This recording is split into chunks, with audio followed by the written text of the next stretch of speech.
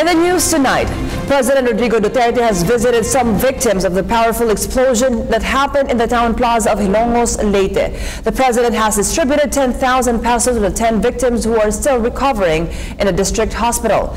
Julius Isamburon reports. After his attendance at Luneta for Rizal Day celebration, President Rodrigo Duterte visited the victims of the twin bombings at Rizal Plaza in Hilongos, Leyte. The chief executive arrived at Hilongos District Hospital past 10 in the morning. He immediately went to the room where 6 blast victims were still confined. The chief executive also met and talked to 20 other victims who had been discharged last Thursday. Recovering and outpatient victims were also given financial assistance. Meanwhile, 50-year-old John Reynel Lamo and 12-year-old girl Mary Grace Odia were each given a mobile phone by the president. Based on reports, aside from Hilongos District Hospital, there were 6 other victims who were confined in other hospitals. President Duterte also met with police officials in Eastern Visayas as well as local government units.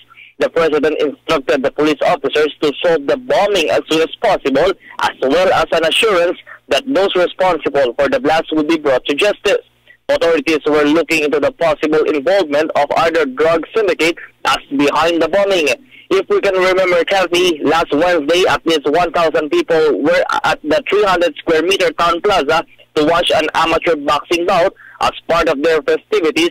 An improvised explosive device exploded at past 9 in the evening, which caused more than 30 individuals were injured. Later, officials urged security personnel as well as the mayors and barangay to be vigilant, especially when in crowded place. People of Hilongos, on the other hand, were happy and thankful for the visit of President Rodrigo Duterte. That's our update from Hilongos, Leyte with Jim Basit, and for PTV News, Julius Isamburon. Thank you, Julius.